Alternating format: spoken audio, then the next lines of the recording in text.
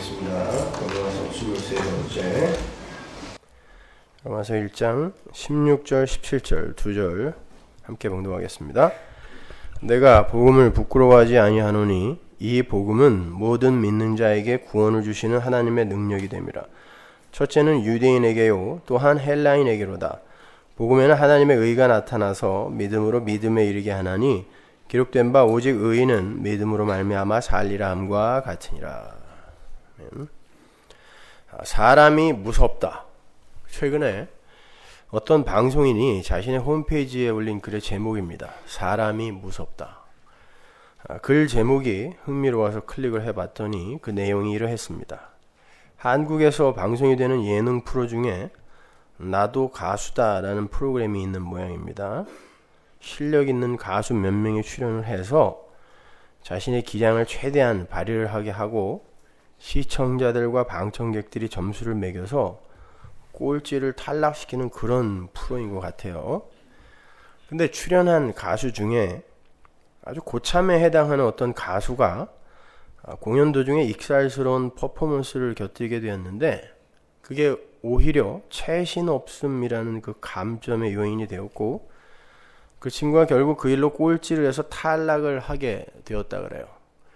원칙에 의하면 그 가수는 탈락을 해야 맞습니다. 원칙이니까. 근데 후배 가수들이 선배 가수에 대한 예우의 차원에서 그랬는지는 몰라도 몇 명이 반발을 했다 그래요. 그리고 그 자리에서 그 글을 쓴 친구가 담당 PD에게 간청을 했다 그럽니다. 그 선배 가수의 탈락 이유가 노래 실력 때문이 아니라 다른 이유에 의한 것이라면 기회를 한 번 더 주는 게 낫지 않겠는가라는 그런 내용이었나 봐요. 그래서 담당 PD가 심사숙고한 끝에 기회를 한 번 더 주기로 결정을 했다는 겁니다. 그런데 문제는 그러한 과정을 지켜본 네티즌들이 들고 일어나서 결국 담당 PD가 잘렸습니다. 네티즌들이 이구동성으로 원칙을 지키라고 외쳤다 그래요. 졸지에 원칙보다는 사람을 위하겠다고 나선 담당 PD가 그 가수 대신에 탈락을 해버린 거예요. 그 가수는 그 다음 주에도 방송에 출연을 했고 담당 PD는 교체가 됐습니다. 사람을 살리겠다고 긍휼을 베풀었더니 세상이 그 긍휼의 발원지를 묻어버리고자 나서더라는 거죠. 원칙대로 하라고. PD는 원칙을 지키고 가수는 그 원칙에 따라 인간다움을 지키면서 장렬하게 산화하라는 거예요. 거기에는 나는 그 자리에 있으면 반드시 원칙을 지켰을 거야 라는 게 전제되어 있는 거죠. 사기꾼 새끼들이에요. 그걸 본 그 방송인이 사람이 무섭다라고 단말마에 비명을 지른 겁니다. 세상은 이렇게 원칙을 지키는 걸 정의라고 해요. 그걸 의라고 합니다. 그런데 혹 하나님께서 아담에게 주신 원칙대로 인류를 취급하셨다면 인류는 어떻게 됐을까요, 여러분? 그랬다면 아마 인류는 이 땅에서 박멸되었을 겁니다. 먹으면 죽는다. 원칙이죠? 그 말은 내 말대로 살지 않는다는 다 죽는다라는 말이거든요. 피조물 중에 그 누가 창조주에 하나님의 말대로 살아낼 수 있어요? 피조물이. 하나님의 말대로 살아낼 수 있는 존재는 하나님밖에 없어요. 그런데 하나님이 세운 원칙은 단호합니다. 안 지키면 죽는다예요. 이 진퇴양난의 딜레마를 해결하기 위해서 아담과 하와가 생겨나기도 전에 이미 창세전 언약이 체결되었던 거예요. 하나님의 자해의 시나리오가 창세전에 이미 작성이 되었어요. 하나님이 죽어서 정말 죽어야 할 자들이 살아나는 거예요. 그게 바로 하나님의 의라 그랬죠. 진직에 탈락이 되었어야 할 그 가수가 그에게 긍휼을 베푼 PD의 희생에 의해서 다시 회생하여 그 다음 방송에서 노래를 하면서 정작 죽어야 할 자신을 건져내고 물러난 그 PD를 떠올리면서 어떤 생각을 했을까요? 그의 그 프로그램 속에서의 그 살아있음이 정말 기쁘기만 했을까요? 좌불안석이에요. 면목 없고 미안하고 감사하고 그랬겠죠. 만일 그 PD가 다음에 무슨 프로에서 그를 불러도 그는 만사 제쳐놓고 거기에 합류할 거예요. 바로 그겁니다. 하나님은 우리에게 그러한 자발적 순종의 마음을 요구하는 거예요. 그게 역사와 인생의 목적입니다.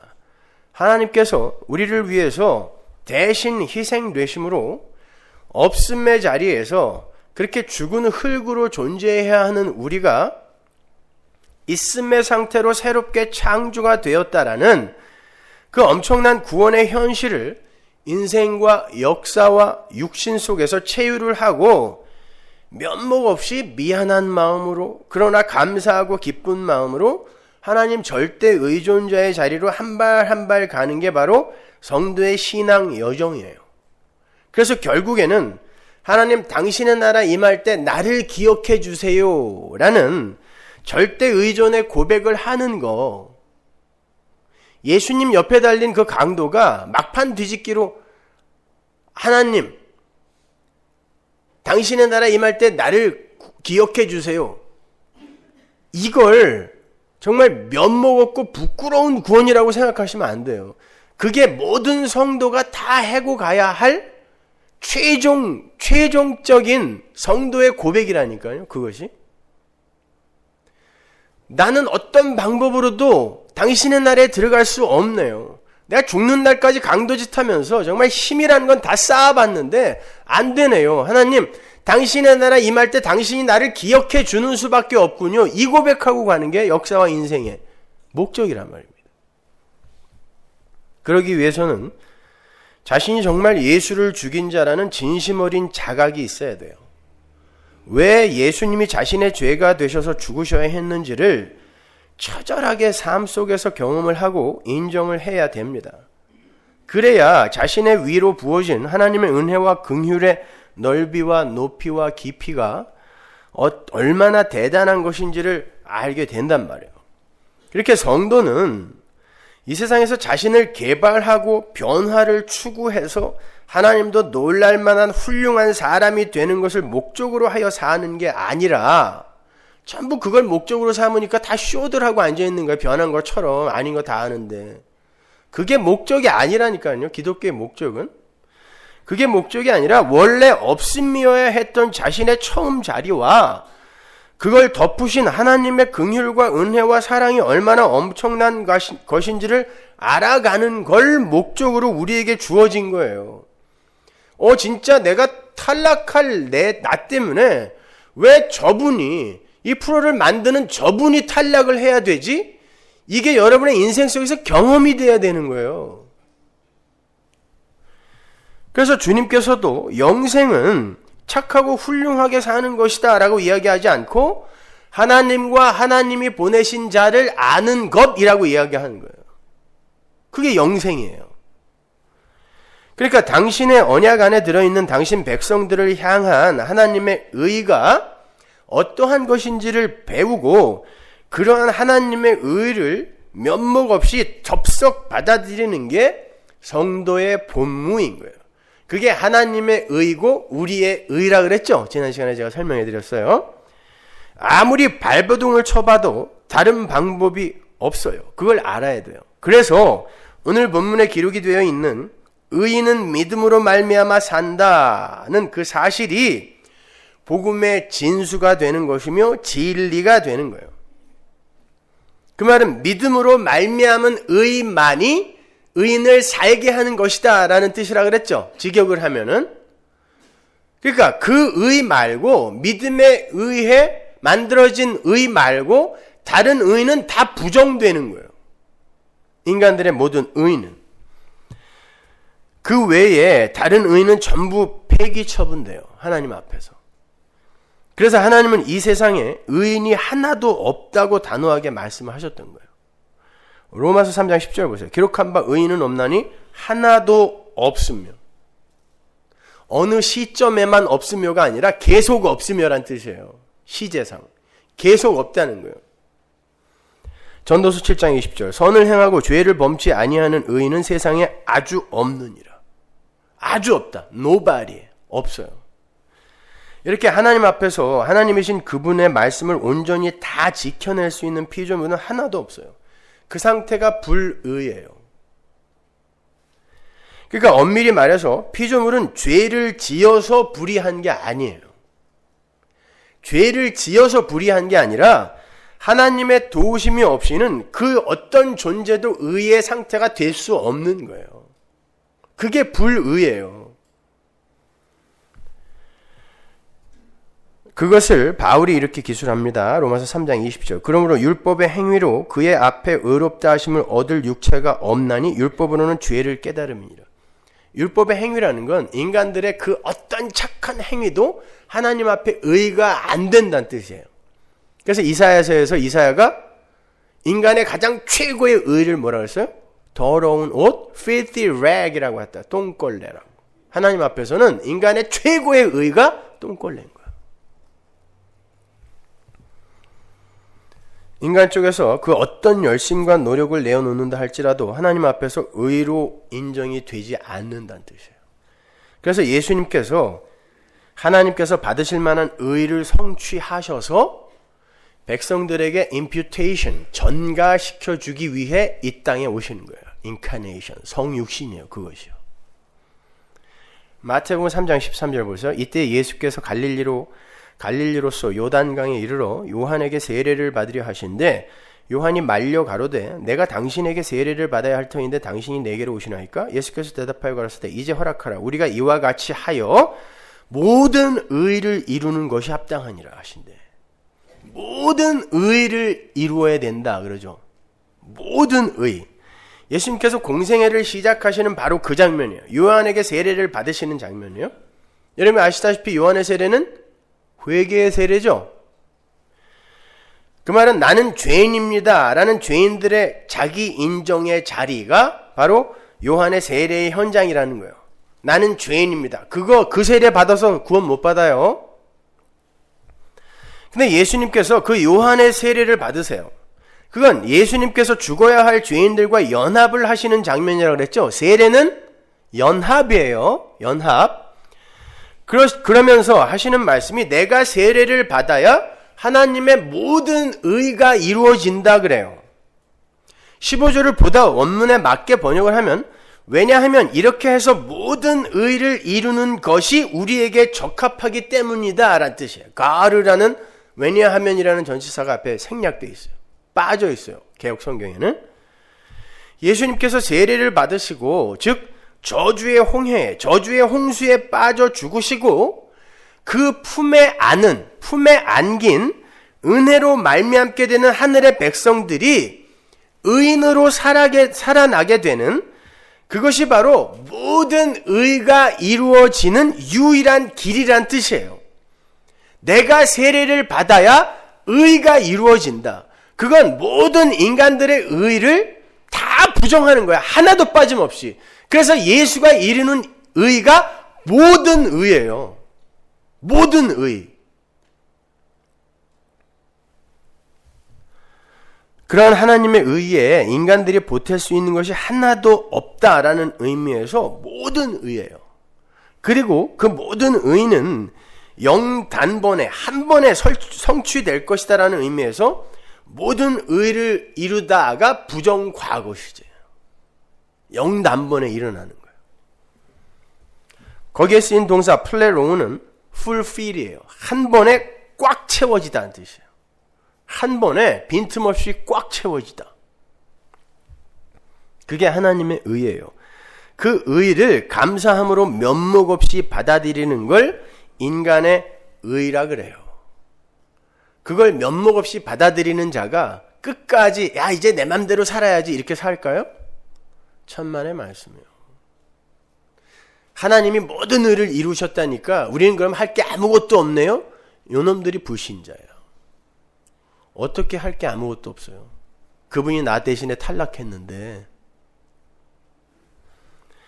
이 예수님의 세례 장면은 예수님의 공생애 전체를 요약하는 것임과 동시에 그 공생애가 시작되는 지점이죠. 그래서 하늘이 열리고 성령이 임하는 거예요. 이때부터 시작이다. 그러면 왜 33년을 다 쓰지 않고 3년만 쓰셨나? 3년 갖고 충분하니까 3년만 쓰신 거예요. 그런 걸로 시비 걸지 마세요.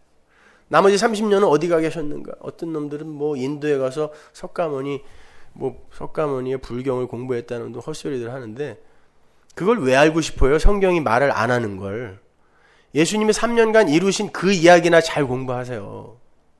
그 전에 예수님이 뭐 했는지 궁금해하지 마시고. 그게 믿음 없는 자들의 그런 너스레들이라니까요. 많은 분들이 의인이라는 개념을 인간들이 선악과를 따먹고 자신들의 선악구조 하에서 정의해 놓은 그러한 개념으로 이해를 하고 있어요.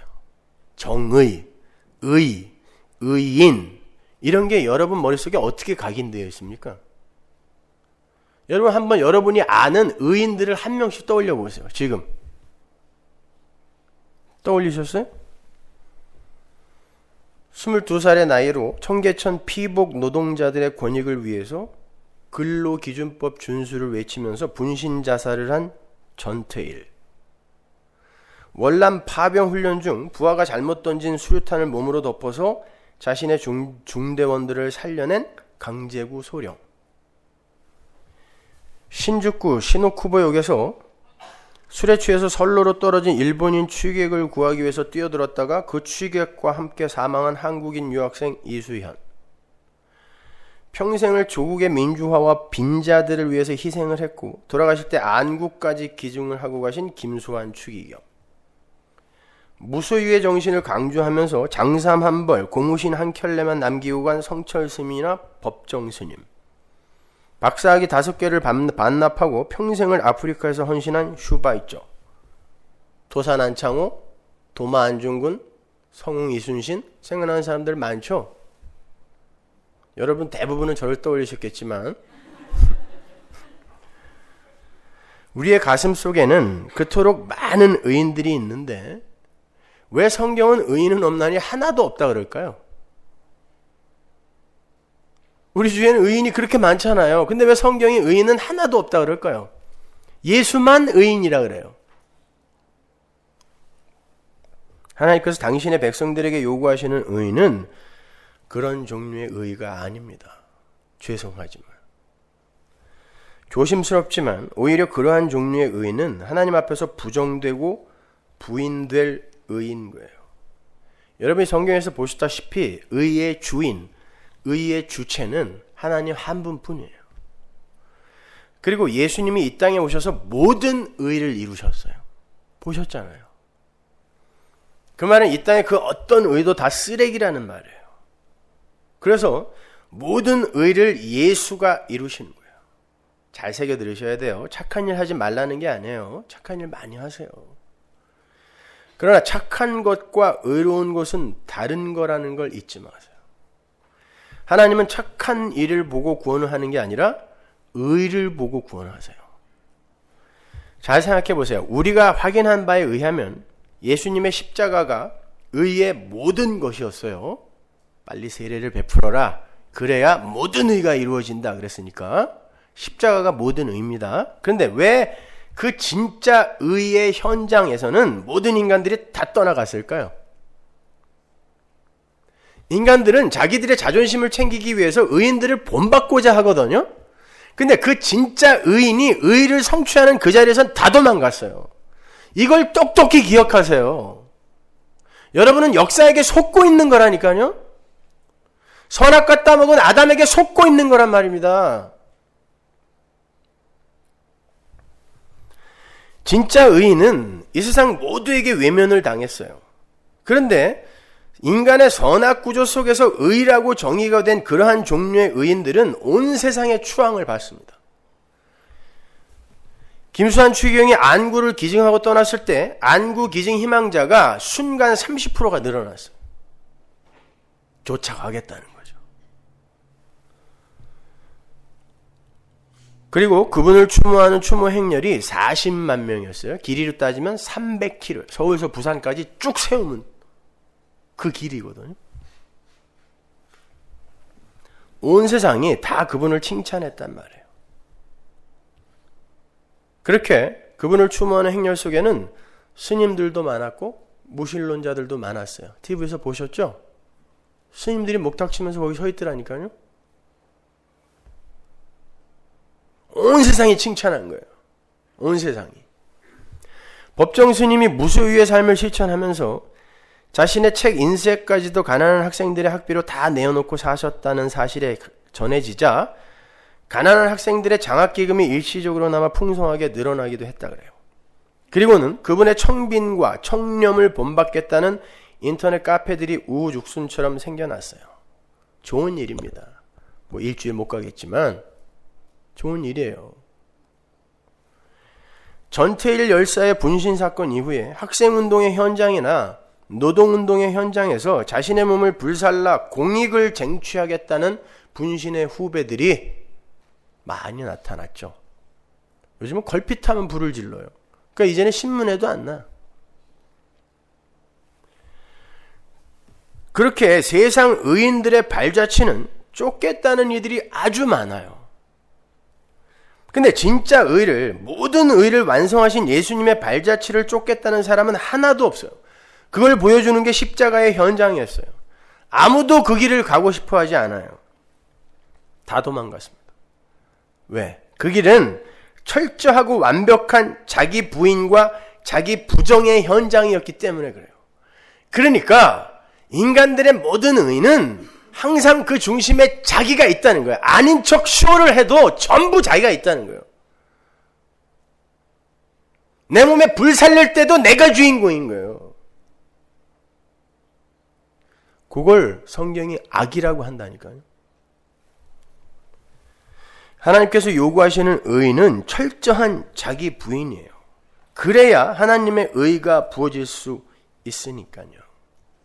내가 비워져야 하나님의 의가 부어진다니까요. 그 사다크, 디카이어 순회가 뭐라 그랬어요? 하나님이 우리에게 행하셔야 할 하나님 측에서의 일이 디카이어 순회라고 했잖아요. 근데 그게 부어지려면 내게 털려야 될 거 아닙니까? 그게 하나님 나라 백성들의 존재 방식이에요. 그래서 하나님 절대 의존의 그 자리가 의의 자리가 되는 거예요. 그래서 그 나라를 의의 나라라고 하는 거예요. 그러나 인간들의 의는 그 어떤 화려하고 아름다운 모양을 하고 있더라도 그 중심에는 항상 자기가 있어요. 바울은 그러한 의를 율법의 의라고 불렀어요. 의는 의인데 율법의 의. 빌립보서 3장 16절 보세요. 그러나 나도 육체를 신뢰할 만하니 만일 누구든지 다른 이가 육체를 신뢰할 것이 있는 줄로 생각하면 나는 더욱 그러하니라. 나는 니들이 눈으로 봤을 때 완벽하게 살았다는 뜻이에요. 완벽하게. 욥도 그러죠. 내가 지나가는 여자를 보고 음욕을 한번 품었습니까? 돈에 대해 욕심을 가졌습니까? 완벽한 거예요. 그죠? 근데 하나님 두들리고 팬다니까요. 내가 8일 만에 할례를 받고 이스라엘의 족속이요 베냐민의 지파요 히브리인 중에 히브리인이요 율법으로는 바리새인이요 열심으로는 교회를 핍박하고 율법의 의로는 흠이 없는 자로라. 율법의 의가 나오죠. 나는 흠이 없는 자인데 어떻게 흠이 없이 살았냐면 율법의 의로. 사도 바울은 그러한 자신의 모습을 로마서에서 이렇게 표현을 해요. 로마서 10장 3절 보세요. 하나님의 의를 모르고 자기 의를 세우려고 힘써 하나님의 의를 복종치 아니하였느니라. 흠없이 산 그 열심히 있는 인생 전체가 뭐냐면 하나님의 의를 등지고 열심히 그 의에서 도망가는 삶이었다는 뜻이에요. 최선을 다해서 착하게 살았는데 1회에 2번씩 금식하고 그 돈으로 가난한 사람 다 나눠주고 최선을 다해서 착하게 깨끗하게 살았는데 그게 하나님의 의를 등지고 열심히 달려가던 삶이었다는 뜻이에요. 의인은 의로운 행위를 해서 의인이 되는 게 아니에요. 율법의 의인과 하늘의 의인은 완전히 달라요. 하늘의 의는 예수의 의가 우리에게 거저 전가되었다라는 것을 믿는 믿음에 의해 규정되는 거예요. 그게 의인이에요. 여러분이 본받고 싶어하는 그들이 의인이 아니라 하나님의 의를 거저 그냥 면목 없이 덥석 붙드는 그들을 의인이라고 한다니까요. 로마서 10장 9절 보세요. 내가 만일 내 입으로 예수를 주로 시인하며 또 하나님께서 그를 죽은 자 가운데서 살리신 것을 내 마음에 믿으면 구원을 얻으리니 사람이 마음으로 믿어 의에 이르고 입으로 시인하여 구원에 이르니라. 어떻게 의에 이르고? 마음으로 믿어. 다른 거 아니에요. 마음으로 믿어 의에 이르고. 자, 이러한 말씀에 근거하여 위에 나열한 그 자타가 공인하는 세상의 그 영웅들, 그 의인들의 삶을 그거 의 아니야 라고 이렇게 부정할 때 세상이 그 사람을 어떻게 취급하겠어요? 온 세상이 다 존경해. 중들도 존경해. 심지어 그런 존경받을 만한 사람을 그거 의 아니라 하나님이 준비하신 그 의를 면목 없이 붙드는 거, 받아들이는 게 의야 라고 이야기했을 때 세상이 그를 어떻게 취급하겠어요? 저 미친놈? 보편적 인간의 자존심을 다 부정하는구나. 자존심 상해해요. 죽이려 든다니까요. 하나님의 의를 이야기하면 세상은, 특히 교회가 그를 죽이게 돼 있어요. 그래서 요한계시록에 나오는 음녀 바벨론이나 거기에 나오는 성전이나 유대인의 회, 이건 다 교회예요. 교회. 하나님을 섬긴다고 하는 자들이었다니까요. 세상은 여러분에게 관심 없어요. 여러분이 어떤 하나님을 믿든 어떤 의를 이야기하든 세상은 관심 없어요. 교회가 관심을 둬요. 가짜 교회가. 여러분 그들에게 맞아 죽게 돼 있어요.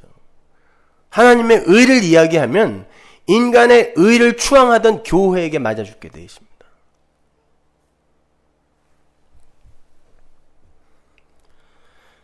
그것은 사람들 개인의 행위를 폄하하는 것 이전에 자신을 포함한 모든 인간의 의를 묵살하고 부정해버리는 것이기 때문에 보편적 인간의 자존심이 완전히 묵살이 되는 그 현장에서 그 이야기를 한 자를 죽이게 되어 있는 거예요.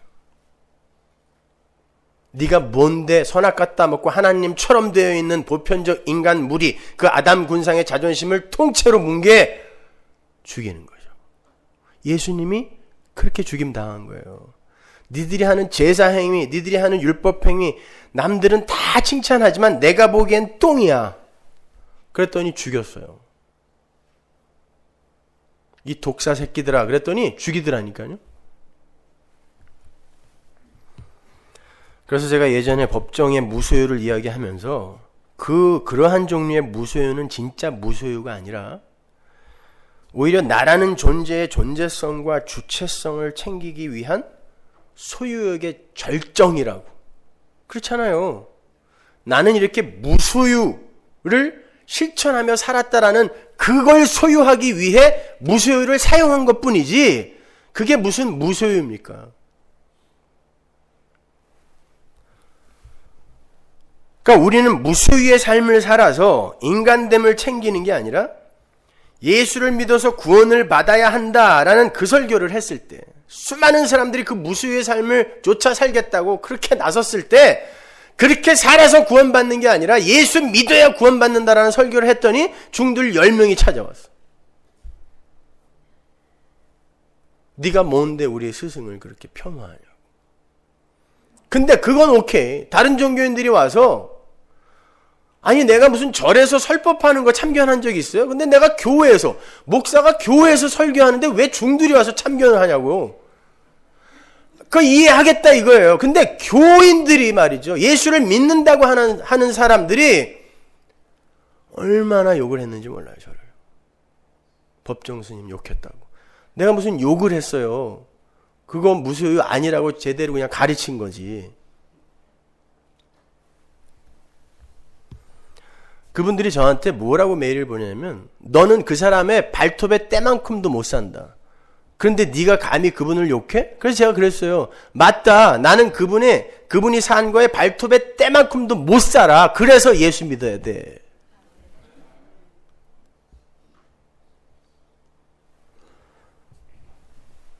오늘 설교가 나가면 또 욕을 바가지로 먹겠지만 여러분, 인간의 착한 행위, 율법의 의는 예수의 도움이 없이도 얼마든지 생산이 될 수 있다는 걸 아십니까? 고린도전서 13장 3절 보세요. 내가 내게 있는 모든 것으로 구제하고 또 내 몸을 불사르게 내어줄지라도 사랑이 없으면 내게 아무 유익이 없느니라. 보세요. 자기 모든 소유를 다 팔아서 구제를 하고 자신의 몸에 휘발유 뿌리고 불 붙여서 공익을 구한다고 할지라도 사랑이 없으면 다 헛거래요. 그러면 사랑 없이, 예수의 간섭 없이 그 일을 세상에 할 수 있다는 거예요, 없다는 거예요? 할 수 있다는 거예요. 그건 인간들의 자기 의를 향한 그 욕망에 의해서 얼마든지 생산해낼 수 있는 거예요. 인간들의 그 자기를 향한 이 욕망과 욕심은 그렇게 무서운 거예요. 자기 몸에 불을 지르면서까지도 자기의 영광과 가치를 챙기는 게 인간이라니까요. 할 수 있다는 거예요. 그러나 그거 너에게 아무 유익이 안 돼. 네가 하나님 나라에 가는데 아무 유익이 안 되라고 이야기한다니까요. 하나님이. 근데 어떤 의인을 본받는다는 거예요, 여러분이요.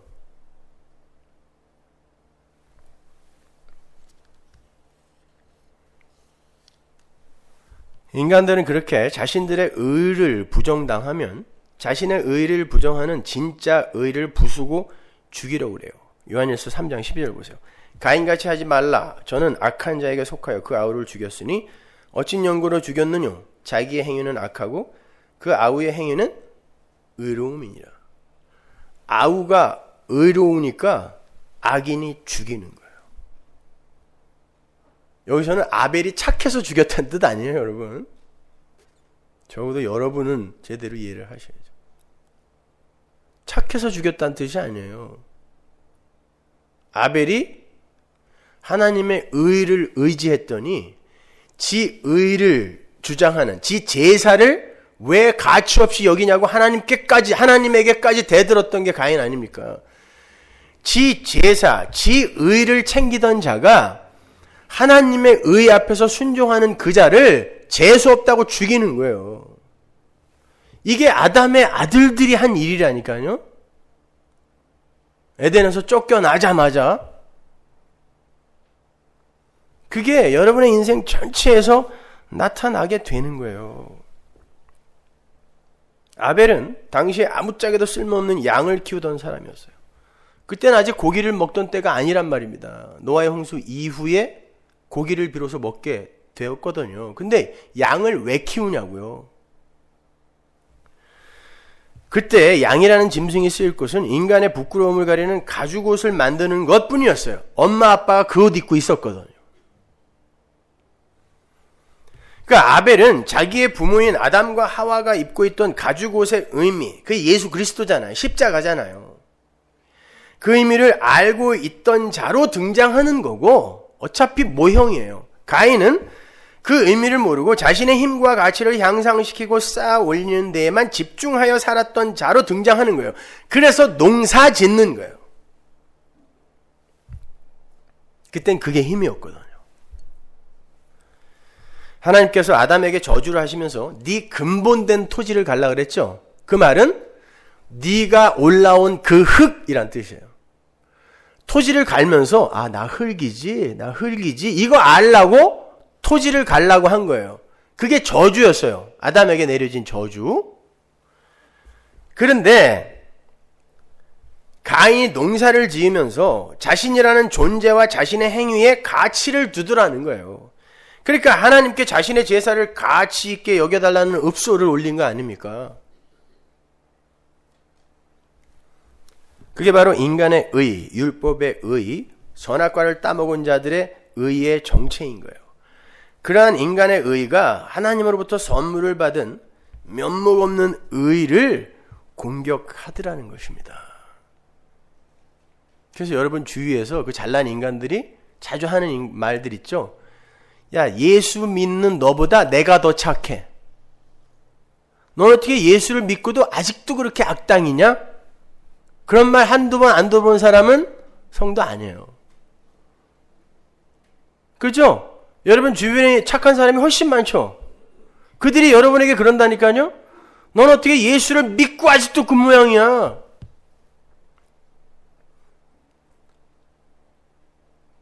원래 근본이 나쁜 인간도 있지만 여러분 대부분은 하나님의 의를 의지하고 그분 앞에 순종하고 있는데 다른 착한 이들이 예수 안 믿는 내가 더 착해. 그러니까 천국이 있다면 내가 가지 넌 못 가. 이렇게 얘기한다니까요. 가인이 아벨을 때려 죽이는 거예요. 그래서 바울이 복음에 나타난 하나님의 의가 성도를 믿음으로 믿음에 이르게 한다라고 기록을 하고 있는 거예요. 다시 본문 17절 보세요. 복음에는 하나님의 의가 나타나서 믿음으로 믿음에 이르게 하나니 기록된 바 오직 의인은 믿음으로 말미암아 살리라 함과 같으니라. 이 문장에서 주어가 의예요. 디카이오스네. 의가 주어예요. 그 의가 성도 안에서 일을 한다라고 해요, 지금. 근데 그 의가 성도를 믿음으로 믿음에 이르게 한대요. 믿음으로 믿음에 라는 이 어구는 from faith to faith예요. 그러니까 믿음에서 시작하여 믿음으로 끝나게 한다는 뜻이에요. 다른 게 절대 못 들어오게 만든다는 뜻이에요. 그 말은 인간들의 모든 의를 믿음이 다 밀어낸다는 뜻이에요. 하나님의 의가. 그게 바로 하나님의 의가 성도 안에서 행하시는 일이에요. 그러니까 하나님의 의는 인간의 육적 자아를 죽여가시다가 결국에는 완전히 죽여버리시는 일을 하시는 거예요. 그래서 믿음으로 의롭게 된 아벨이 결국 믿음 앞에서 자신의 모든 행위를 다 부정당하고 장렬하게 전사를 하게 되는 거예요. 왜 하나님이 의인인 아벨의 죽음을 안 말려주시냐고요. 왜 가인이 때려 죽일 때 하나님이 그 자리에 함께 있었으면서 왜 안 말려주시냐고요. 어디 출장 갔다 오신 거예요? 화장실 갔다 오셨나요? 같이 계셨다니까요. 왜 안 말려주세요? 그게 역사 속에서 성도가 사는 삶이 맞기 때문에 그래요. 그 육적 자아가 세상에게 맞아 죽는 게 성도의 삶이기 때문에 놔둔 거예요. 그래서 하나님께서 시편에 그러죠. 성도의 죽음을 기쁘게 보신다 그러잖아요. 히브리서 11장 4절 보세요. 믿음으로 아벨은 가인보다 더 나은 제사를 하나님께 드림으로 의로운 자라 하시는 증거를 얻었으니 하나님이 그 예물에 대하여 증거하심이라. 저가 죽었으나 그 믿음으로써 오히려 말하느니라. 죽었으나 믿음으로 오히려 말을 한대요. 잘 보세요. 아벨은 믿음으로 의롭다함을 얻게 되었어요. 히브리서 기자가 그렇게 이야기하고 있죠. 믿음으로. 그런데 그 믿음은 하나님의 선물입니다. 에베소서 2장 8절. 그 믿음이 아벨에게 들어오자 아벨이 의로운 자라는 증거를 얻었다 그래요. 중요한 거예요. 잘 들으세요. 근데 그 증거가 아벨의 죽음이었어요. 여기에서 그 증거라는 단어에 집중을 하셔야 돼요. 그 단어는 헬라어 말티오레를 번역한 말인데 증인이 되다란 뜻이에요. 증인이 되다. 그 단어는 말티스, 증인. 그 단어는 순교자죠. 영어도 똑같잖아요. 순교자예요. 그 순교자라는 단어와 똑같은 어근을 갖고 있는 거예요. 다시 설명합니다. 아벨이 믿음으로 하나님께 제사를 드렸어요. 그 제사로 말미암아 그 아벨이 의로운 자가 되었습니다. 그런데 그렇게 의로운 자가 된 아벨에게 그가 의인이 되었다라는 증거가 나타났다 그러죠. 그런데 그 증거가 뭐였어요? 형에게 맞아 죽은 거예요. 증거가.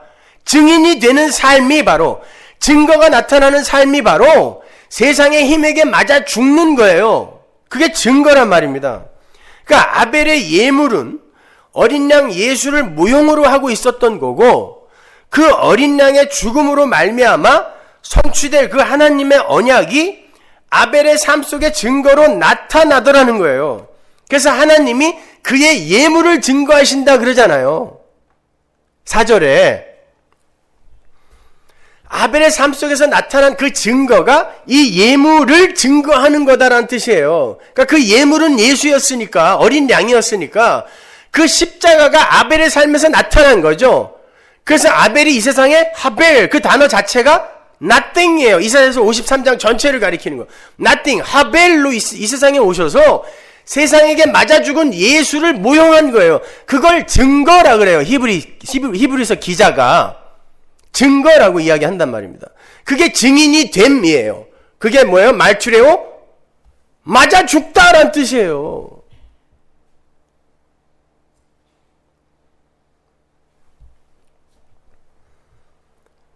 그 증거라는 단어가 히브리서 11장 39절과 40절에서 잘 설명이 돼요. 한번 보세요.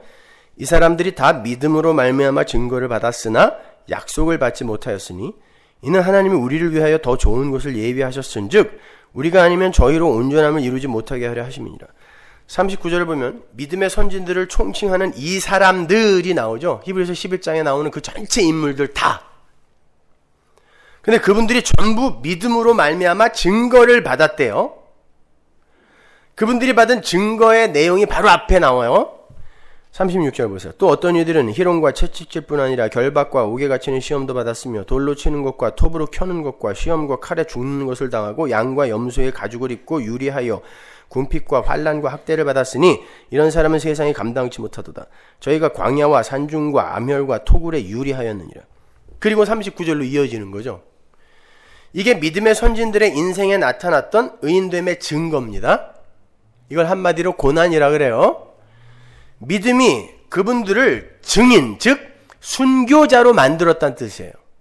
믿음으로는 믿음이 주어예요. 히브리서 11장은 믿음이 이렇게 했어. 믿음이 이렇게 했어. 이게 히브리서 11장이거든요.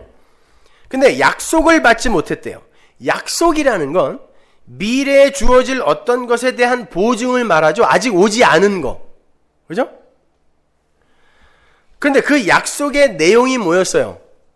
선지자들이 약속한 그 약속의 실체. 예수 그리스도의 십자가. 그 약속은 그들이 가시적 눈으로 보지 못했어요. 그래서 약속은 못 받았다 그러는 거예요. 근데 증거를 받았대요. 그 약속이 무엇인지를 보여주는 증거를 받았다. 근데 아벨이 그 증거를 받았는데 어떤 증거를 받았다 그랬어요? 십자가 지고 죽으시는 예수의 삶을 그대로 선취적 고난으로 사는 거예요. 그걸 증거라 그래요. 히브리서가. 그게 증인됨이에요. 말투레오 말투레스. 맞아 죽는 거. 이들이 다 그렇게 죽었다라는 거예요. 그 구약의 성도들 삶 속에 나타난 성도됨의 증거가 예수님 거였다는 거예요. 그래서 약속은 못 받았지만 그 약속이 성취된다라는 증거를 그들의 몸에 하나님이 심어버리더라는 것입니다. 그 약속이 무엇인지를. 아직 보이지 않은 그 십자가를 그들의 구약의 백성들의 몸에다가 심었다는 뜻이에요. 그래서 믿음은 보지 못하는 것들의 증거라고 하는 거예요. 그래서 그 믿음이 여러분 안에 들어오면 어떻게 되는 거예요? 말투레오, 증인으로 만드는 거예요. 말투레오가 뭐예요? 죽이는 거라니까요.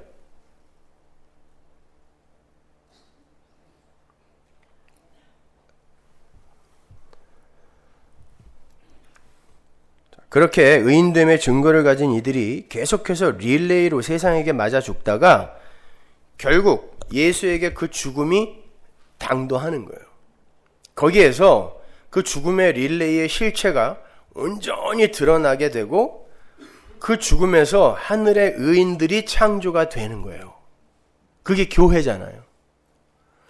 거기가 완성의 자리라는 거예요. 그래서 히브리서 11장 40절이 우리가 아니면 신약의 교회죠. 히브리서를 보는 이들이니까. 저희가 구약의 교회죠. 저희가 온전함을 이루지 못한다라고 하는 거예요. 구약의 성도들이 약속의 실체가 오기까지 그 약속의 실체가 반드시 온다라는 증거를 몸에 받았는데 그게 예수님의 십자가 고난이었단 말이에요. 그런데 그 증거가 가리키던 예수의 십자가가 이 땅에 서지 않았다면 교회가 탄생하지 못했을 것이고, 그들이 받은 그 증거는 거짓이며 헛된 게 되잖아요. 실체가 안 오고, 실체가 오면 당연히 교회가 창조돼야 되는데, 이 교회가 우리가 없다면 그들이 온전한 게 아니지 않느냐, 이런 뜻이에요. 십자가가 온전하게 했다란 뜻이란 말입니다. 따라서 신약의 교회가 구약의 성도들의 그 증거를 온전하게 해주는 것이 되는 거예요. 맞구나, 그 고난이 예수의 고난의 선취적 경험이었구나 하고 인정이 된다는 거예요. 그러니까 이런 그림이죠. 아담이 그 의인됨의 증거, 증인됨, 말투레오라는 그 증거를 갖고 이 바통을 잡고 뛰는 거예요. 릴레이. 그리고 그걸 아벨에게 넘겨주는 거예요. 아벨이 연락에 뛰어가서 맞아 죽어, 또 죽으면서 셋에게 또 넘겨주죠. 셋이 연락에 뛰다가 에노스에게 넘겨줬더니 에노스가 하나님의 이름을 불러요. 그건 다른 이름을 부를 수 없는 지경으로 하나님이 밀고 내려갔다는 뜻이거든요. 에노스가 또 연락에 달리다가 노아에게 딱 줘요. 노아가 연락에 달려서 셈에게 줘. 셈이 또 연락에 달려. 계속 죽는 거예요. 아브라함에게 주고, 아브라함이 이삭에게, 이삭이 야곱에게 계속 주다가 구약의 마지막 선지자가 누구예요? 이렇게 예수의 십자가를 약속으로 받아 그걸 증거로 몸에 지니고 사는 자들을 선지자라 그러거든요. 구약의 마지막 선지자가 누구예요? 세례 요한. 세례 요한에게 딱 넘기는 거예요. 그러니까 세례 요한이 받았구나 하고 죽는 거예요. 예수와 똑같이 참수당하여 죽는 거예요. 그리고는 이가 바로 우리가 선지자들이 이야기했던 그 이가 바로 저이다 하고 바톤을 예수에게 딱 넘겼더니 예수님이 십자가에서 그래 이거야 라고 죽어버리는 것입니다.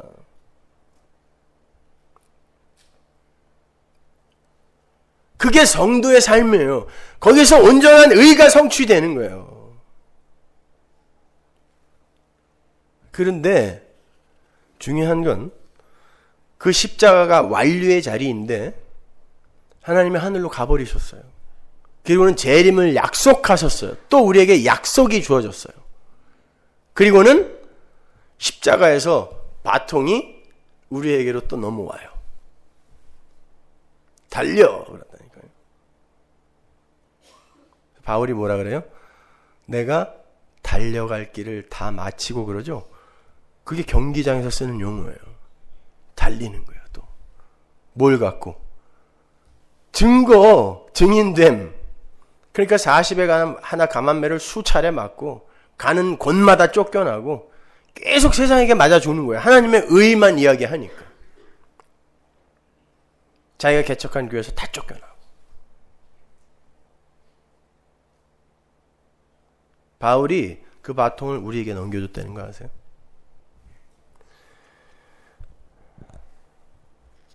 자, 사도행전 우리 1장 8절로 한번 가보겠습니다. 오직 성령이 너희에게 임하시면 너희가 권능을 받고 예루살렘과 온 유대와 사마리아와 땅 끝까지 이르러 내 증인이 되리라 하시니라. 또 증인이 되래요. 구약의 우리의 믿음의 선배들이 증인의 삶을 살면서 예수께 바통을 넘겼는데 예수님이 우리에게 다시 넘겨주셨어요. 재림 때까지 또 달려. 그래서 요한계시록에서 성도를 두 증인이라고 부르는 거예요. 성경은 일관성 있게 한 이야기만 하고 있다니까요.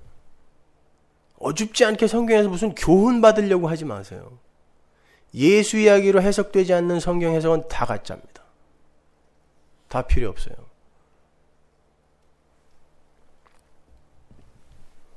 사도행전 20장 23절 보세요. 오직 성령이 각 성에서 내게 증거하여 결박과 환난이 나를 기다린다 하시나 나의 달려갈 길과 주 예수께 받은 사명 곧 하나님의 은혜의 복음 증거하는 일을 마치려 하면은 나의 생명을 조금 더 귀한 것으로 여기지 아니하노라.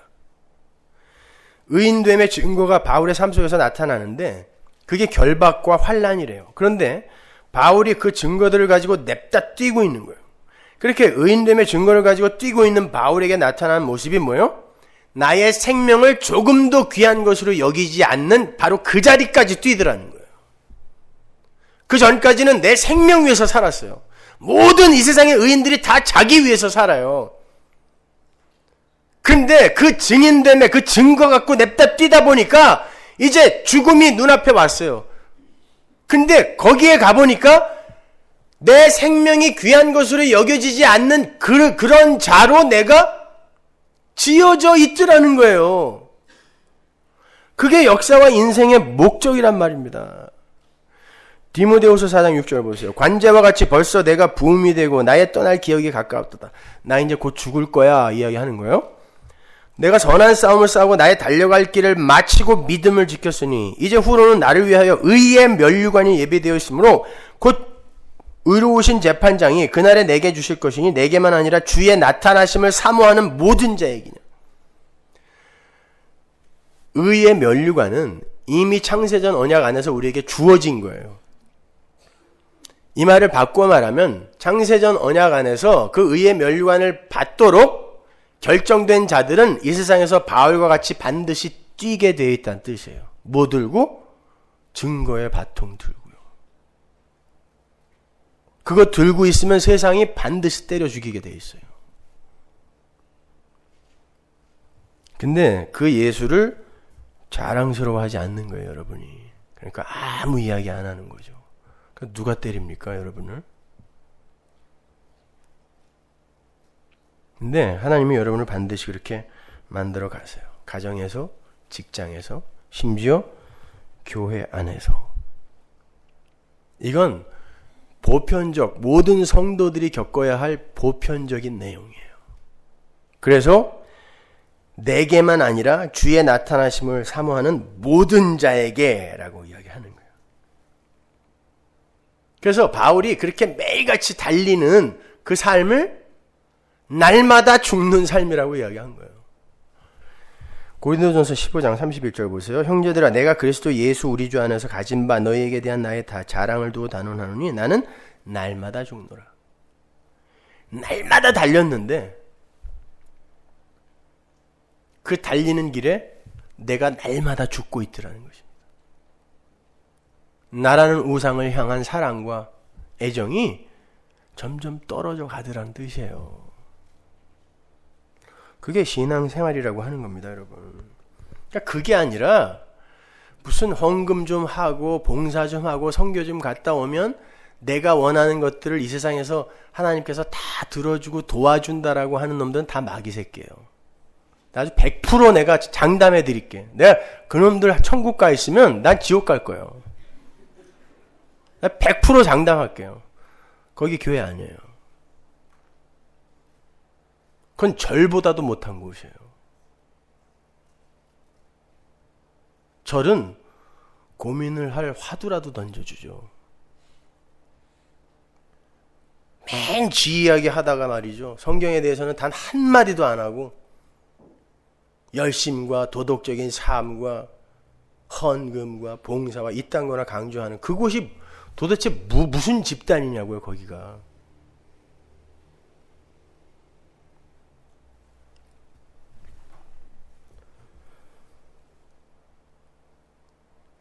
예수님의 증인이 되어서 땅끝까지 이르러 증인의 삶을 살던 바울, 달려갈 길을 열심히 달리던 바울이 그 매일의 삶을 날마다 죽는 삶이라고 표현을 하고 있다는 것을 잊지 마세요. 그게 달려가는 자의 삶이고 믿음의 증거를 가진 자의 삶이며 증인됨의 바통을 들고 뛰는 자의 삶인 거예요. 그래서 예수님도 복 있는 자는 의를 위하여 핍박을 받는다라고 말씀하신 거예요. 하나님이 말씀하셨다니까요. 마태복음 5장 10절 보세요. 의를 위하여 핍박을 받은 자는 복이 있나니 천국이 저희 것입니다. 의가 개입을 한 인생은 반드시 핍박이라는 과정을 통과하여 십자가로 달리게 되어 있다는 뜻이에요. 그러나 그 달려감의 끝에 천국이 있다는 말입니다. 하나님의 의를 아는 자는 세상의 의에게 반드시 맞아 죽게 되어 있다는 말이에요. 타락한 아담 군상들의 자존심을 지켜내기 위해서. 그래서 성경이 의인들이 모여있는 교회를 피밭, 나그네의 무덤이라고 부르는 거예요. 아겔다마. 마태복음 27장 3절 보세요. 때에 예수를 판 유다가 그의 정죄됨을 보고 스스로 뉘우쳐 그 은 30을 대제사장들과 장로들에게 도로 갖다 주며 가로되 내가 무죄한 피를 팔고 죄를 범하였도다 하니 저희가 가로되 그것이 우리에게 무슨 상관이 있느냐 네가 당하라 하거늘 유다가 은을 성소에 던져놓고 물러가서 스스로 목매어 죽은지라. 대제사장들이 그 은을 거두며 가로되 이것은 핏값이라 성전구에 넣어둠이 옳지 않다 하고 은혼한 후 이것으로 토기장의 밭을 사서 나그네의 묘지를 삼았으니 그러므로 오늘날까지 그 밭을 피밭이라 일컫느니라. 이에 선지자 예레미야로 하신 말씀이 이루었나니 일러스되 저희가 그 정가된 자 곧 이스라엘 자손 중에 정가한 자의 가격 곧 은 30을 가지고 토기장의 밭값으로 주었으니 이는 주께서 내게 명하신 바와 같으니라 하였더라. 가룟 유다가 자신의 죄를 뉘우치고 예수님의 핏값으로 받은 은 30냥을 대제사장들과 장로들에게 도로 갖다 줬어요.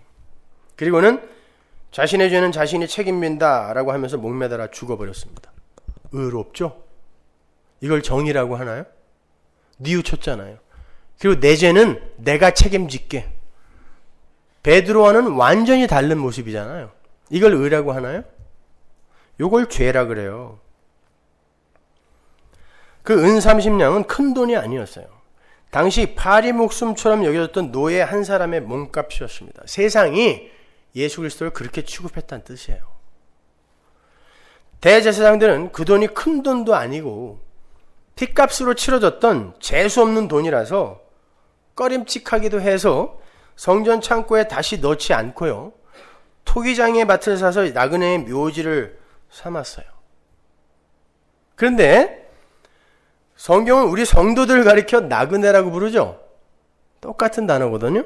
히브리서 11장 13절 보세요. 이 사람들은 다 믿음을 따라 죽었으며 약속을 받지 못하였을 때 그것을 멀리서 보고 환영하며 또 땅에서는 외국인과 나그네로라 증거하였으니 하나님이 선물해 주신 하나님의 의에 의해 믿음으로 믿음에 이르게 되는 히브리서 11장의 믿음의 선진들을 가리켜 나그네라고 불러요. 베드로는 교회를 어떻게 부르는지 보세요. 베드로전서 1장 17절. 외모로 보시지 않고 각 사람의 행위대로 판단하시는 자를 너희가 아버지라 부른즉 너희의 나그네로 있을 때를 두려움으로 지내라. 교회예요. 나그네. 근데 예수님의 핏값으로 그러한 나그네들의 무덤이 구입된 거죠. 사도행전 20장으로 가면 바울이 예수님의 핏값으로 산 것을 나그네의 무덤이라고 하지 않고 교회라고 불러요.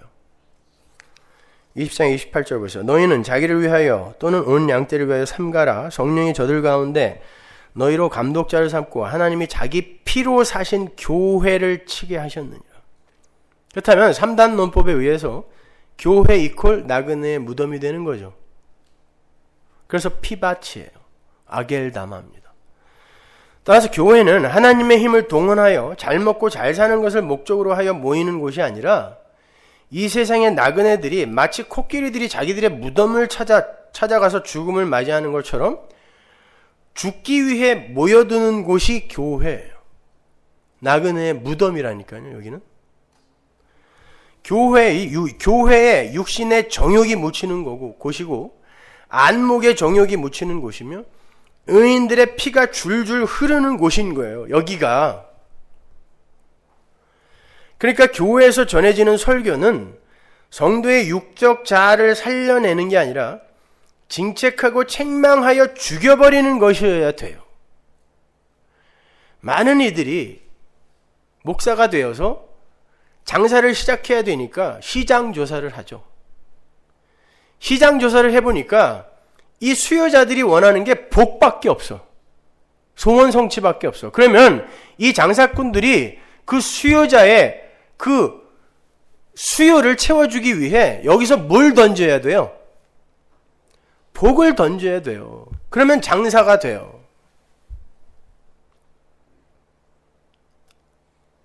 그러나 그걸 사단의 회라 그래요. 요한계시록이. 천만의 말씀입니다. 교회는 나그네들이 죽는 곳이에요. 아니구나. 이 세상은 아니구나. 우리의 육적 자, 이 욕심 쫓아가다가는 큰일 나겠구나. 이거 배우고 여기서 묻히는 거라니까요. 말씀에 의해 맨날 두들겨 맞다가 여러분, 그러나 그것이 진짜 쉼의 자리로 우리를 이끄는 거라는 걸 아세요? 그렇게 죽는 것이? 여러분, 우리의 인생이 왜 이렇게 고단하죠? 우리의 육적자의 욕망이 이루고자 하는 바가 있어서 아닌가요? 전도서 1장 8절 보세요. 만물의 피곤함을 사람이 말로 다 할 수 없나니 눈은 보아도 족함이 없고 귀는 들어도 차지 아니하는도다. 왜 피곤하다 그래 인간들이요? 보고 들으면서 그걸 자꾸 채우려고 하니까 피곤하다 그래요. 그래서 예수님이 뭐라 그래요? 나한테 와! 교회로 와! 그러죠? 나한테 와! 왜? 죽여줄게 그러는 거예요. 마태복음 11장 28절에서 수고하고 무거운 짐진 자들아 다 내게로 와라. 교회로 와라. 내가 너희를 쉬게 하리라. 나는 마음이 온유하고 겸손하니 나의 멍에를 메고 내게 배우라. 그러면 너희 마음이 쉼을 얻으리니 이는 내 멍에는 쉽고 내 짐은 가벼움이라 하시니라. 멍에라는 건 예수님께서 베드로에게 하신 말씀 속에서 나오는 그 띠예요. 예수님이 밖에서 딱 묶어서 예수님이 가고자 하는 방향으로 끌고 가는 거예요. 그게 육의 죽음이거든요. 거기서 쉼이 있다라고 이야기하는 거예요. 그러니까 교회에 오면 죽는 거예요, 여러분. 다른 거 기대하지 마세요. 여러분의 소원을 성취하는 곳이 교회가 아니에요. 그거 성취해 준다고 나한테 축복권 있으니까 안수기도 받아라. 이거 다 마귀라고 생각하시면 돼요. 110% 마귀라고 생각하시면 돼요. 성경 어디에도 그런 말 없어요. 아니 기분 나쁘면 성경 갖고 오라고 왜 엉뚱한 데서 욕하냐고요. 오라니까 내가 여기서 성경 갖고 토론에 임해 줄 테니까 오라니까요. 밖에서 욕하지 말고. 어디에 그런 말이 적혀 있냐고요. 성경 어디에. 다 속고 있는 거. 돈 놓고 돈 먹기예요. 무슨 교회예요 그게.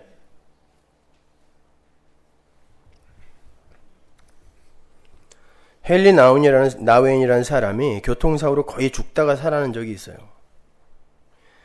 그때 일을 기록한 책에서 헨리 나우엔이 말하기를 죽음이 내 눈앞에 닥치는 순간 나의 모든 정욕과 불안과 고통과 미움과 아픔이 일시에 다 사라지는 것 같았다. 왜냐하면 그 죽음 너머에 새로운 세상이 있다는 것이 그 순간 너무나 명확하게 깨달아졌기 때문이다. 이렇게 썼어요. 죽음이 코앞에 당도하자 그동안 자신이 이루지 못해서 안타까웠던 거, 용서하지 못해 고통스러웠던 거, 상대적 결핍으로 부끄러워했던 거, 그 모든 게 신기루처럼 아무것도 아닌 게 되더라는 거예요. 죽음이 딱 오니까. 그런 거 생각할 겨를이 없다라는 거예요. 왜냐하면 육신의 죽음과 함께 그 모든 육의 감정들의 발원지였던 세상이 함께 죽더라는 것입니다. 왜냐하면 내가 지금 여기서 떠나서 다른 세상으로 가는 게 죽음이잖아요. 가고 있는데 이게 무슨 나에게 이게 무슨 상관이냐? 그걸 자기가 느꼈다는 거예요. 그 자리에서. 저도 실제로 두어 번 그런 경험을 했었는데 군대에서 결박 수영이라는 훈련을 받다가 분대장이 날 두고 가는 바람에 결박이 된 채 바다에 빠졌어요. 견디고 있으면 건져줘야 되거든요. 근데 그게 한계가 있다고요. 깊은 바닷속으로 쑥 들어가는데 내가 미워했던 사람, 빚 못 받은 거, 용서 못한 거 이런 거 하나도 생각 안 나요. 살아야 된다라는 생각밖에 안 들어요. 그냥 조금 덜 성숙해갖고 그냥 확 갔어야 되는 건데 살아야 되겠다. 그래서 다시 돌아와서 살아났어요. 살만하니까 또 생각이 나 그게. 저게 옛날에 나한테 어떻게 했지? 뭐 이런 거. 너 왜 그때 돈 꼬간 거 안 갚니? 이런 게 자꾸 생각이 나요. 그래서 하나님이 어떻게 한다고요? 교회에 데리고 와서 계속 죽이는 거예요. 쉬라고. 제발 좀 쉬라고. 그걸 신앙생활이라고 그래요. 엉뚱한 데 가서 앉아있지 마세요. 제발. 그냥 앉아있고 헌금 내면 다 구원받는 줄 알아. 착각들 하지 마세요. 여러분은 피밭에 묻혀야 돼요. 그래서 교회가 피밭이에요. 여러분은 무덤에 묻혀야 돼요. 나그네의 무덤에. 최근에 성룡이라는 배우가 자기 재산 4천억 원을 전부 자식에게 한 푼도 안 남기고 다 사회에 환원하겠다, 기부하겠다라고 발표를 했죠. 그거 발표하고 정말 자유로워졌다 그래요. 어차피 다 털어줄 건데 내가 지금부터 조바심 내면 모을 필요가 없다라는 생각을 하니까 너무 자유롭더라는 거예요. 그래서 자식에게도 한 푼도 안 주겠대요. 잘하는 거예요. 여러분 자식한테 돈 남겨주지 마세요. 그거 자식 망치는 지름길이에요. 아예 그러려면 도끼로 죽이고 가세요. 자식을.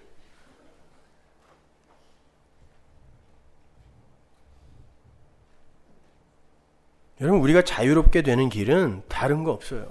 세상에 대하여 내가 죽고 세상이 나에 대하여 죽으면 돼요. 그래서 예수님이 십자가에서 나를 못 박았다라고 하는 거예요.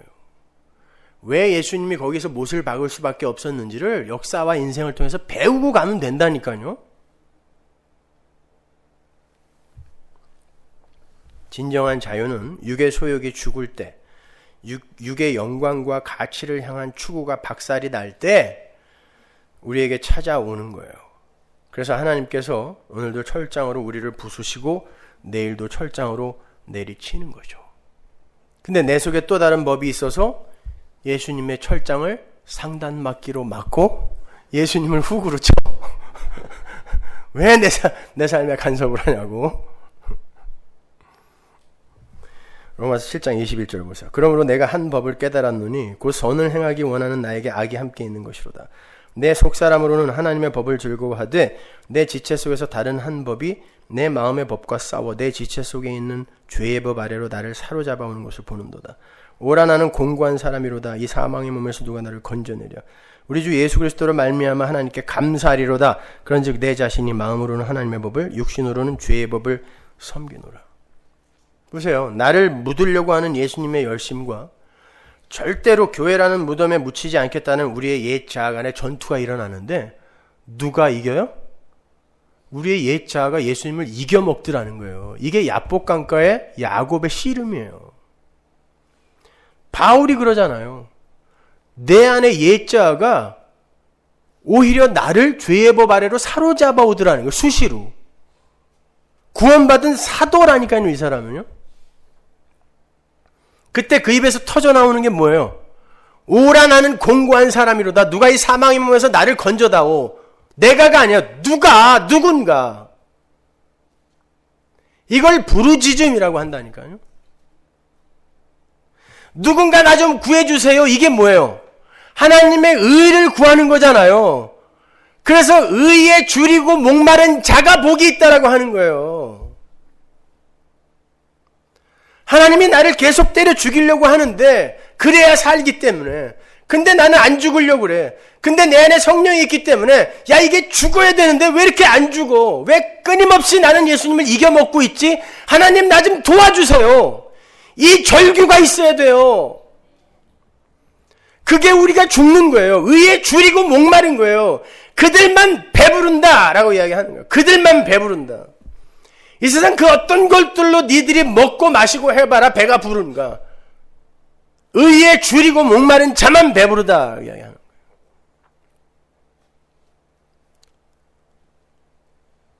그 의에 줄이고 목마른 자는 좌우에 날선 검, 양날선 검, 그 검으로 우리에게 내려오는 그 말씀을 사모하게 되어 있어요. 당연히.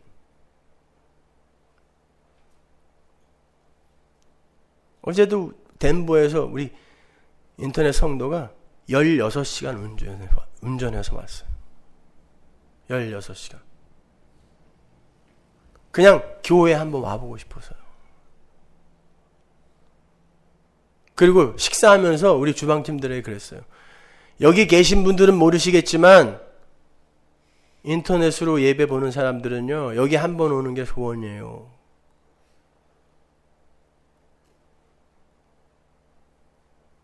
근데 말씀에 이렇게 진지하지 않을 수가 없어요. 관심이 없어 아예.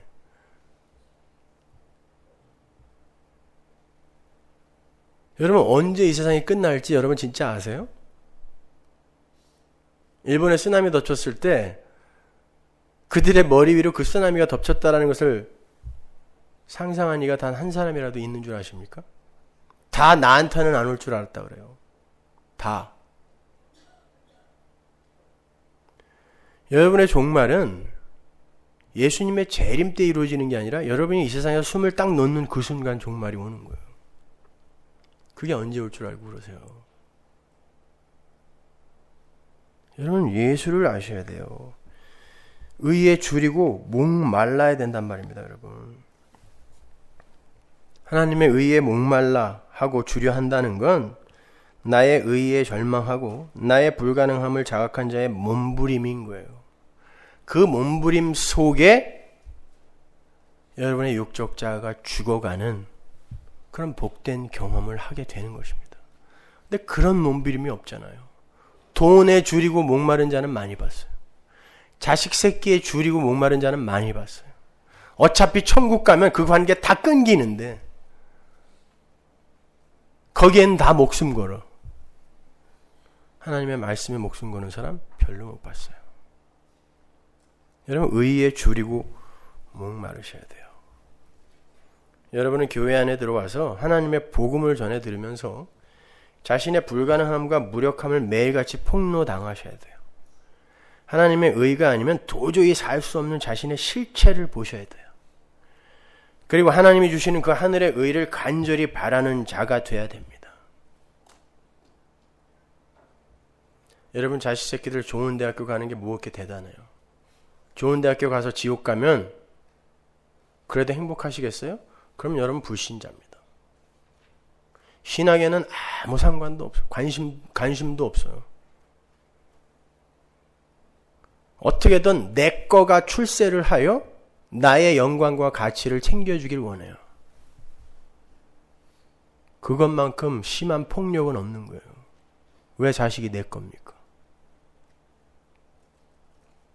하나님 거예요. 하나님께 돌려드리세요. 그러기 위해서는 여러분 아이들에게 신앙을 전수해 주세요. 다른 거 없어요. 의인은 그렇게 교회라는 무덤 속에서 육적 자의 죽음을 채우라면서 하나님께서 이렇게까지 하지 않으셨다면 나는 끝까지 내 육적 자의 영광과 가치를 챙기기 위해서 동분서주하다가 영원한 사망으로 던져질 뻔한 자였다는 것을 인정하고 하나님 살려주세요 하고 하나님의 의만 꼭 붙드는 거예요. 그들이 의인이에요.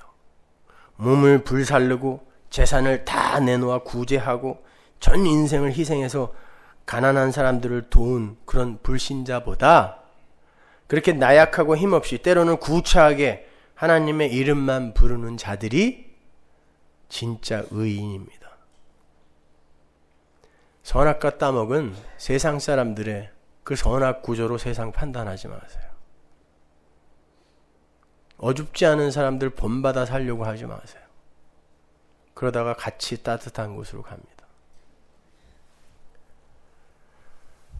창세기 4장 26절 보세요. 셋도 아들을 낳고 그 이름을 에노스라 하였으며 그때 사람들이 비로소 여호와의 이름을 불렀더라. 그 위에는 뭐가 기록되어 있어요? 가인의 후예들이 각 분야에서 대장이 되죠. 왕이 되죠. 근데 셋의 후예들은 하나님의 이름만 불러요. 하나님 살려주세요. 이들이 복받은 자다라고 이야기하는 거예요. 그래서 바울이 로마서 10장에서 이렇게 이야기하죠. 3절. 누구든지 주의 이름을 부르는 자는 구원을 얻으리라. 주의 이름을 불러야 구원 얻어요. 아무리 돈, 자식, 명예, 건강 이름 불러보세요. 여러분 구원 못 받아요. 잊지 마십시오. 의는 원칙을 지키는 게 의가 아니에요. 원칙대로 하면 여러분 다 죽어야 돼요. 정의는 그런 거 아닙니다. 하나님께서 원칙대로 하지 않으시고 긍휼과 은혜를 베풀어서 그게 하나님의 의예요. 우리가 의롭게 된 거예요. 그렇다면 그러한 은혜와 긍휼 앞에서 우리가 할 수 있는 게 뭐예요? 그냥 하나님의 이름 부르는 거예요. 돈과 명예에 목마르고 자식과 이 일에 주려 하는 자가 아니라 하나님의 의에 주리고 목마른 자의 삶이 여러분 안에서 터져 나와야 돼요. 그러기 위해서는 지금보다 더 하나님의 말씀 앞에 진지해지세요. 그래야 여러분이 그 검에 의해 더 많이 죽을 수 있어요. 피밭에 묻히십시오. 기도하겠습니다. 하나님의 은혜를 감사합니다. 도대체 이 시대에 교회가 어디 있습니까? 예수 믿는 자가 어디 있습니까? 예수의 이름을 부르며 연극들을 하고 앉아있지만 하나님의 이름이 불리는 곳에서 하나님이 모독을 당하고 있는 이 시대입니다. 하나님, 다시 한번 이 시대에 하나님의 부흥, 리바이벌을 허락하여 주옵소서. 우리 신앙의 선배들이 분명 하나님의 의와 우리 인간의 의가 어떤 것인지를, 그 십자가와 예수 그리스도의 피가 무엇인지를 올바로 깨닫고 아는 그 부흥의 때가 있었는데 왜 이 시대는 100년이 못 가 항상 그것을 잊어버립니까? 그리고 왜 그 부흥의 시대에 도대체 어떤 말씀이 전해졌는지를 왜 아무도 관심을 갖지 않습니까? 그것에 조금만 관심을 갖는다면 지금 이 시대의 교회가 어떻게 왜곡되고 어떻게 더럽게 추악하게 변했는지를 알 텐데 왜 아무도 거기에 관심이 없습니까? 다 자신의 배를 위해 자신을 우상 삼아 살고 있는 자들이기 때문입니다. 하나님, 이 시대에 다시 한번 진노의 철장으로 당신의 백성들의 삶 속에 찾아오셔서 진정한 하나님의 부흥이 이 시대에 임하게 하여 주옵소서. 예수님 이름으로 기도합니다.